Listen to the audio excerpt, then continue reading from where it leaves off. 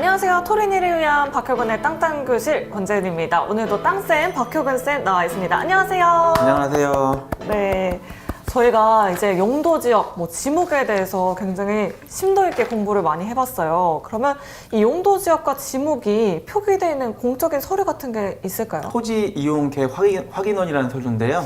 토지 이용 계획 확인원이요? 예. 좀 용어가 어렵네요. 그 토지 이용 계획 확인원 자체가 그냥 그 땅을 그렇게 명시된 법령 규정대로 사용을 해라라는 그런 공적인 서류예요. 그럼 용도 지역, 지목 이런 것들이 다 표기가 되어 있는 건가요? 네, 지목은 물론이고 용도 지역도 물론이고 그래서 그거에 대해서 또 이렇게 한 장짜리로 물론 장수는 더 백데이터는 있지만은 네. 대표적으로 한 장짜리로 이렇게 좀 문서가 되어 있는 게 토지 이용 계획 확인원이라는 서류고요. 그럼 구체적으로 좀 어떻게 생겼는지 보여주세요. 일단은 토지 이용 계획 확인원은 네. 국토교통부에서 그 운영하는 사이트가 있어요. 지금 제가 이 노트북으로 켜놨는데 네.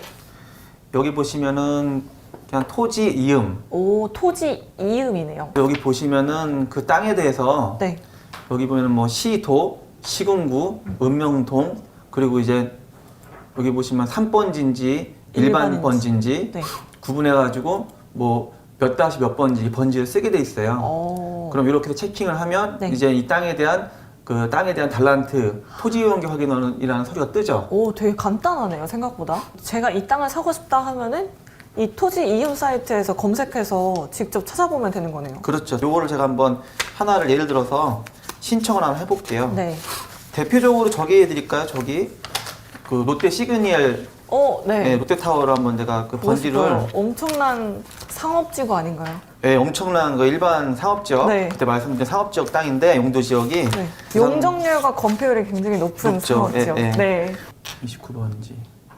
하여튼 여기 보시면 이게 와. 롯데타워 건물인데 이 29번지라는 번지가 나오고 네. 지목은 대지죠 당연히. 네. 이 사업용 건물이 있는 토지를 대지로 형질 변경된 거니까 그래서 지목은 대지 위에 있는 주상복합 빌딩이고요. 네. 요게 지금 그 필지에 대한 면적이 나오죠. 네. 여기 보니까 87,182.8 제곱미터. 네. 이게 평수로는 3.3058 곱해주면 되거든요. 그냥 3.3 간단히 곱하면은 9327이니까 한 27,000평인가 봐요. 네. 그래서 대충 좀 되나 본데 여기 보면 공시가도 나와요. 토지 이용계 확인원 서류를 보면은 공시지가가 일시. 이건 제곱미터, 제곱미터당. 그럼 이걸 또 평당 환산하려면 마찬가지로 또 3.3을 곱해주면 돼요. 대략적으로. 네. 그러면 이게 5천만 원이나 치고 대략 1억 6,500이죠. 공시가가 평당. 와, 평당 1억. 평당 1억 6,500대가 이 롯데타워 땅의 공시지가죠. 평당 공시지가 한 평당 1억 6,500대. 네. 여기 보시면은 재현 씨가 같이 배운 용도 지역. 네. 용도 지역 보시면은 도시 지역에 있는 일반 상업 지역이죠. 네. 그래서 용도 지역은 이제 일반 상업 지역을 보셔야 되고 여기 보시면은 이 용도 지역 외에 표시된 게 다른 법령 등에 따른 지역 지구 등이 있잖아요. 네. 여기 보면 가축 사육 제한 구역. 아. 요거는 이제 축사라던가 양계장 네. 뭐 그런 가축을 키우는 그런 사업 하지 말라는 뜻이고요. 대공방어 협조 구역이 이제 우리가 어떤 전시 작전 시에 네. 협조를 해야 한다. 예, 그러니까 뭐 여기서 우리가 이제 우리 국방부에서 어떤 미사일 쏘든 뭐 비행기가 날아가도 할 거 아니에요. 네. 그 일종의 고도 제한이 좀 있는 거예요. 아, 그 고도 제한 때문에 또 롯데타워도 짓는데 굉장히 시간도 예, 오래 애를 걸렸잖아요. 먹었었죠. 네. 그렇죠. 그리고 여기 보시면 이제 과밀억제권역 써 있잖아요. 이게 수도권 정비 계획법에 여기 보면 다른 법령 등에 따른 지역 지구잖아요. 네. 그 여기는 용도 지역하고 이제 뭐 여러 가지 표시되지만 네. 요 두 번째 칸 보면은 다른 법령 등에 따른 지역 지구 등. 그러면 요 과밀억제권역이라는 요 용어 자체는 수도권 정비 계획법에 따른 용어라는 얘기고요. 법이 너무 많은데요? 예, 그래서 네. 갖가지 법들이 다 여기 좀 넣어 있는 거죠. 네. 그래서 이 법령의 규정에 그 프레임 내에서만 움직이라는 뜻이에요, 결론은. 아. 그러니까 이렇게 서울 도심이라던가 중심부라던가 네. 그 메인 도심 중심부 같은 경우는 갖가지 법이 혼합돼서 이렇게 규정이 저쪽이 많이 되고요. 네. 여기 도시지역이라고 했잖아요. 네. 그것도 여기 지금 송파구 롯데타워 같은 경우는 아예 핵심 지역이니까 맞아요. 그러니까 갖가지 법이 저촉될 수밖에 없는 위치고요. 아. 이런 도시지역, 메인 도시지역 말고 비도시지역 그때 말씀드렸잖아요. 네. 비도시지역 같은 경우는 이렇게 많지가 않아요. 한번 내가 또 보여드릴게요. 노알이라는 동네가 있어요. 저수지도 있고 뭐 좀 좋은 저기 예쁜 동네인데 그것도 이제 산이 아니고 농지 일반 번지니까 농지도 일반 번지고 그 일반 번지하고 산 번지하고 갈리는데요. 농지는 전부 일반 번지고요. 대지, 잡종지 그런 개발되어 있는 땅이나 농지 개념 땅은 다 일반 번지예요. 그리고 이제 나무 심어 있는 걸 다 임야라 그러잖아요. 네. 임야는 다 산번지고요. 와. 절대 농지니까 지목이 답으로 나오죠. 네. 공시지가가 확 줄어드네요. 네, 이게 제곱미터당 45,000원이니까 네. 여기다 3.3대를 곱하면은 한 15만 원 정도 되겠죠? 오. 평당. 그래서 지금 이제 농림지역 말씀드린 대로 네. 여기도 마찬가지로 가축 사육 제한 구역은 걸려 있네요. 법률이 확 줄어들었어요. 아까 엄청 많았던 거하고는 네. 너무 대조되잖아요. 네. 예.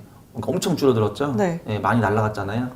여기도 그 축사 개념은 안 되는 거고요. 가축 사육 제한 구역 마찬가지로 걸렸기 때문에. 네.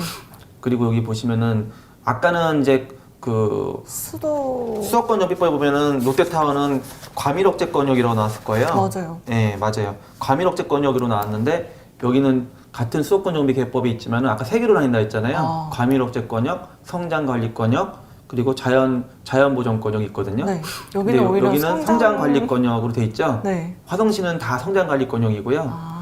아까 서울이나 뭐 안양이나 그런 수원 같은 데는 전부 다 과밀억제권역으로 돼 있고요. 근데 과밀억제권역 내에서는 큰 공단이라던가 네. 인구를 또 이렇게 늘리는 그런 어떤 산업 분류를 별로 좋아하지 않아요. 그래서 과밀억제권역에서는 네. 인구 팽창을 원치 않는 동네이기 때문에 그래서 그렇게 각종 규제가 많은 거고요. 이렇게 화성이나 평택같이 네. 이렇게 성장관리권역 같은 경우는 뭐냐면은 이 도시를 발전시키겠다 이거예요. 성장을 시키겠다. 네. 인구도 많이 늘리려고 하는 거고. 네, 그럼 이런 땅들은 용도 지역을 변경하는 게 조금 많이 쉬울 것 같아요. 그렇죠. 네. 왜냐면은 용도 지역 변경도 아무래도 그런 도시 지역보다는 조금 용이롭고요. 그리고 각종 형질 변경이라던가 그리고 이제 각종 개발이 네. 성장관리권역은 좀 편하죠. 이 과밀억제권의 규제보다는 훨씬 러프하기 때문에 성장관리권역은 개발이 좀 편하죠. 네. 박효근의 땅땅교실! 저희가 아까 도시 지역을 봤을 때는 이런 상가나 뭐 빌딩 같은 걸 지을 수 있잖아요. 당연히 상업 지역이기 때문에. 그렇죠. 근데 비도시 지역 같은 경우에도 그런 꼬마 빌딩이나 좀 상가 같은 그런 건물들을 좀 지을 수 있을까요? 저때 말씀드린 것처럼 그 관리지역이라는 토지가 있잖아요. 네. 거기서 관리지역은 계획관리지역, 생산관리지역, 보존관리지역으로 나뉜다 했잖아요. 거기서 계획관리와 생산관리지역은 그나마 가치가 좀 있는 건데 네. 그 중에서도 으뜸은 계획관리지역이라고 말씀드렸고요. 맞아요. 네.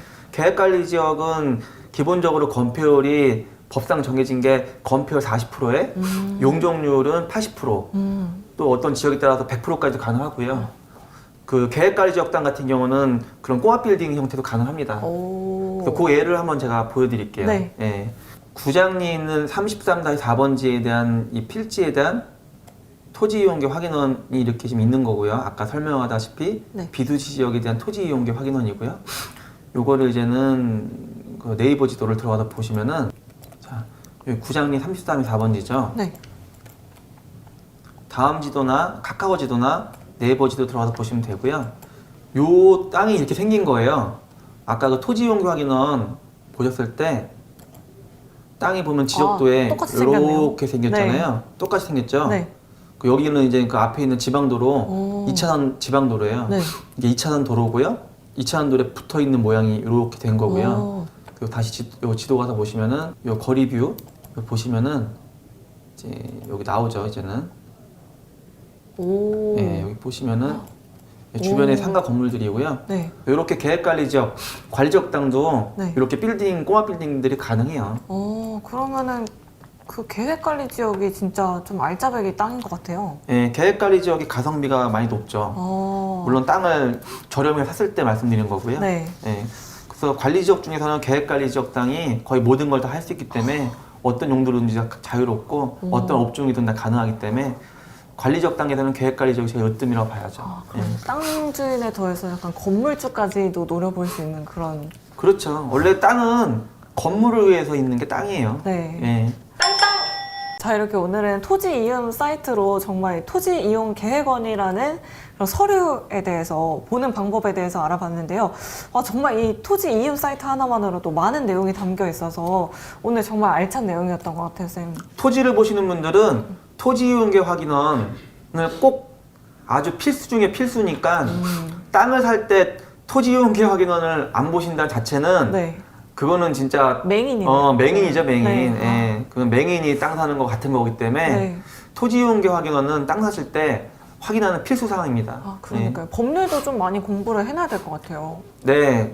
재테크 분야 중에서 토지는 각종 그 관계되어 있는 법령과 규정 등을 그래도 어느 정도는 공부를 하셔야 그 땅을 보는 시야가 많이 넓어지고요. 네. 그리고 땅에 대한 가치를 볼 때도 그게 많이 필요합니다. 네, 알겠습니다. 오늘 내용이 마음에 드셨다면 구독, 좋아요. 알림 설정까지 부탁드릴게요. 부탁드릴게요.